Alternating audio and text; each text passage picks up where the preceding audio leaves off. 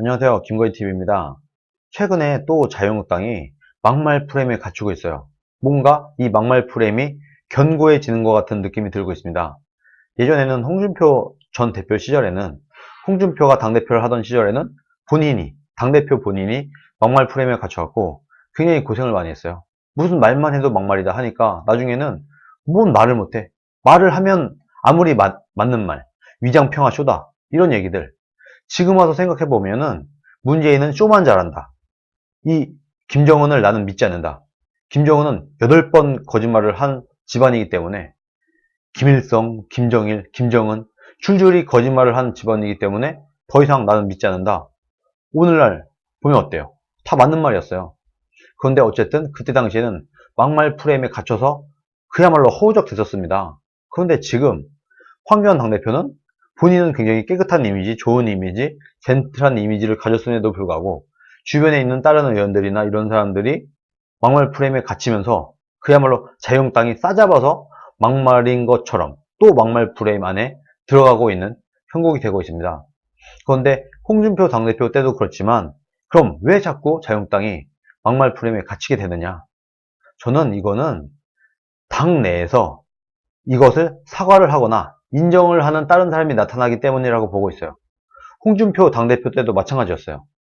홍준표가 이런 얘기를 했을 때 자유한국당이 똘똘 뭉쳐서 이게 왜 막말이냐 하고 한 목소리를 냈다고 하면은 막말 프레임에 갇히지 않았을 거라고 저는 보고 있습니다. 지금도 마찬가지예요. 지금도 뭔가 자유한국당은 착한 사람 컴플렉스, 젠틀한 이미지, 이런 이미지를 구축하는 것을 포기를 못하는 것 같아요. 조금이라도 우리의 이미지에, 품격에 손상이 가면 안 된다, 이런 것 때문인지 뭔가 조금만 내가 말실수를 좀 했나? 이런 생각이 들면 일단 사과를 해요.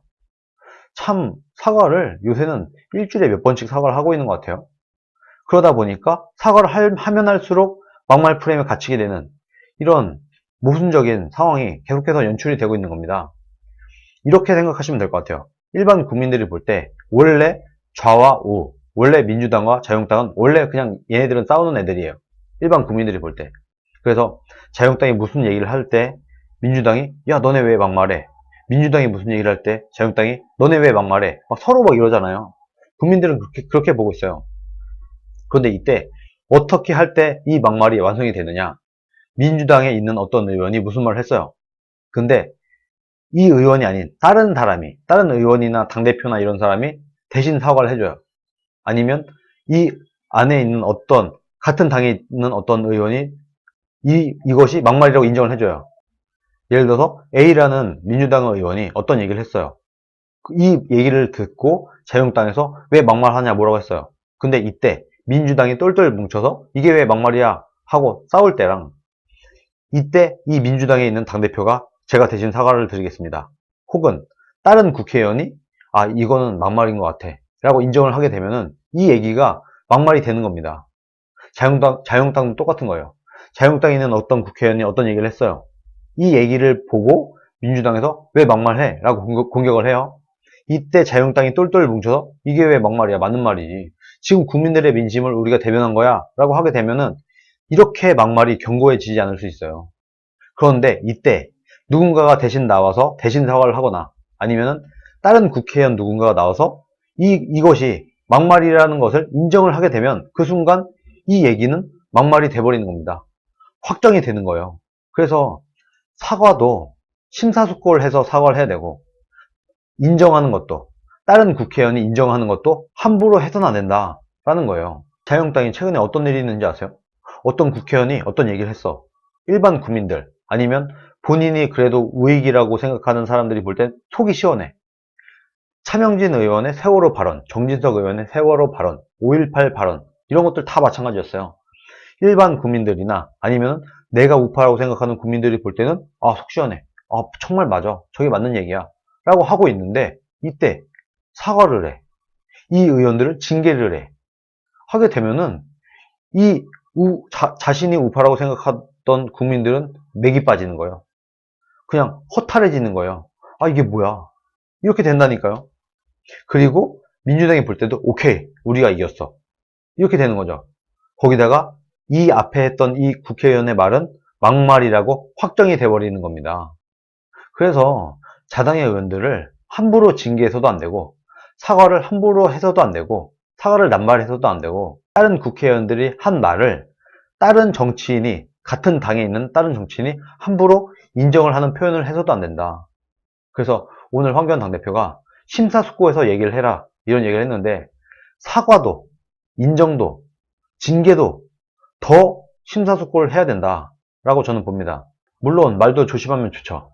말도 이왕이면 꼬투리 잡히지 않게 그래도 좀 표현을 신경 쓸 필요는 있어요. 그거는 저도 인정을 해요. 그러나 이미 한번 내뱉은 말이에요. 근데 이게 사과를 해도 돼도 안 해도 돼. 그러면 안 하는 게 더 상책이라는 겁니다. 뭔가 꼬투리를 잡혔어. 그때마다 사과를 하게 되면 뭔 투쟁이 돼요.